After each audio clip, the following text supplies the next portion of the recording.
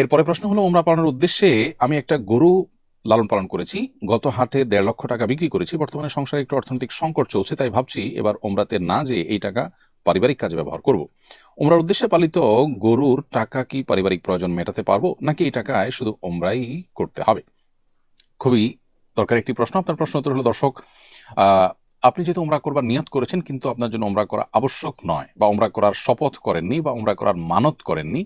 আমার এই কাজটা হলো আমি ওমরা করবো আল্লাহর উদ্দেশ্যে, এরকম বললে মানত হতো, অথবা আল্লাহর শপথ আমি ওমরা করবো এটা দিয়ে, সেটা করলে আপনার শপথ হতো। তো আপনি শপথ বা মানত যেহেতু করেননি, আপনি করেছেন নিয়ত, অর্থাৎ সংকল্প করেছেন যে এটা আমি করব। ভালো কাজের নিয়ত বা পরিকল্পনা, প্ল্যান, এটা মানুষ করতেই পারে। সেটি করার পর যদি তার ভিন্ন কিছু করতে হয়, তিনি নিরুপায় হন, অথবা তিনি এমন কোনো পরিস্থিতিতে পড়েন যে তার সে ভালো কাজ করবার প্ল্যানটি তিনি পূরণ করতে পারলেন না, তাহলে তার ফলে তার গুনাহ হয় না, এবং এর জন্য তার উপর কোনো কিছু বর্তায়ও না, কোনো কাফারা ইত্যাদি আসে না। যার ফলে আপনি এই গরুর বিক্রির টাকা দিয়ে আপনার সংসারের খুব প্রয়োজনীয় কোনো নিড থাকলে সেটা আপনি পূরণ করতে পারেন।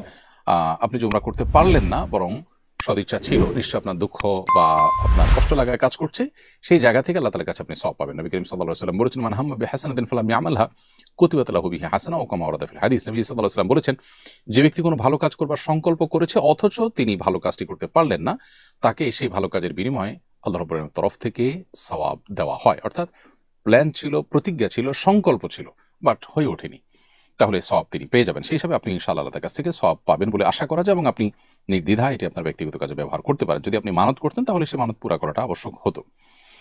আর শপথ করলে সে শপথ পুরা করতে হতো, শপথ ভঙ্গ করার কারণে আপনাকে কাফারা দিতে হতো। কিন্তু এখন সেরকমটি কিছুই ঘটেনি, যার কারণে আপনি নির্দ্বিধায় এটিকে পারিবারিক কাজে ব্যবহার করতে পারেন। এরপরে প্রশ্ন হলো, মোজার উপরে মাসা করার বিধান জানতে চাই। কি ধরনের মোজার উপরে মাসা করা যাবে? একবার মোজা পরে কতদিন মাসা করা যাবে? আহ, এর উত্তর হলো যে মোজার উপরে মাসা করার এই বিধানটি আহলুস সুন্নাহ জামাতের একটি আলামত। যারা জান্নাতের পথযাত্রী, এবং নবী সাল্লাল্লাহু আলাইহি ওয়াসাল্লামের ভাষায় যারা যারা হকপন্থী, এবং নবী সাল্লাল্লাহু আলাইহি ওয়াসাল্লামের ভাষায় যারা সাহায্যপ্রাপ্ত দল, এবং যারা ফেরকায়ে নাজিয়াহ বা আখিরাতে মুক্তি পাবে, সেই মানুষগুলোর বৈশিষ্ট্য হলো তারা আহলুস সুন্নাহ ওয়াল জামাআহ, সুন্নাতে রাসূলের অনুসারী এবং সাহাবায়ে কেরামের জামাতের অনুসারী। তাদের একটা বৈশিষ্ট্য হলো তারা মুজার উপরে মাসা করাকে জায়েজ মনে করে।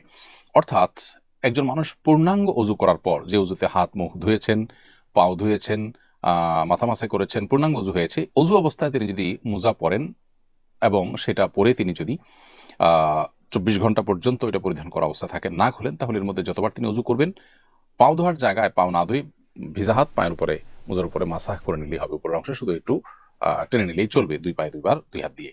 তো এইভাবে যদি আমরা মাসা করি, তাহলে ইনশাআল্লাহ মুজার উপরে মাসা করা হয়ে যাবে। কিন্তু এই মুজাটি ফুকাহে হানাফির মতে চামড়া মোজা হতে হবে, অথবা কাপড়ের মোজা হলে এমন কাপড়ের মোজা হতে পারে যেটা চামড়া মোজার মতোই পারপাস সার্ভ করে, যেটা পরে 3 মাইল পর্যন্ত হাঁটা যায় বা হুদুর পর্যন্ত হাঁটা যায়। অথবা এবং সেই সাথে মোজার উপরে যেরকম চামড়া মোজার উপরে পানি দিলে যেরকম পায়ে লাগে না, এই মোজার উপরে পানি দিলে এটা পায়ে লাগবে না। আজকাল যে সমস্ত আপনার সুতার মোজা পাওয়া যায় বা কাপড় মোজা পাওয়া যায়, সে সমস্ত মোজাগুলো আসলে এই পারপাস সার্ভ করে না। এই জন্য ফুকাহে হানাফির মতে এই মোজার উপর মাসা করা চলবে না। যদি এ সম্পর্কে সৌদি আরব উলামা ইকরাম বা হাম্বলী মাযহাব উলামা ইকরাম তাদের মত ভিন্ন, তারা মনে করেন যে এই মোজাগুলোর উপরে মাসা করা চলবে। আর মাসাটা আমরা যখন নিজ ঠিকানায় থাকবো, তখন 24 ঘন্টা পর্যন্ত আমরা মাসা করতে পারবো। আর যদি সফরে থাকি, তাহলে 3 দিন 3 রাত পর্যন্ত মাসা করা যাবে, এবং এটা শীত গরম সব মৌসুমে করা যাবে, এবং মাসা করার কারণে কোনো সওয়াবের কমতি হবে না। অতএব পবিত্র অবস্থায় মোজা পরার পর আমরা এই মাসা করার সুবিধাটা পাবো, এবং এটার মেয়াদ শেষ হয়ে গেলে আবার মোজা খুলে পূর্ণাঙ্গ উজু করে আবার আমরা চাইলে মোজা পরে তারপরে যতবার উজু করবো মাসা করে নিলে চলবে, পায়ে ধোয়ার পরিবর্তে।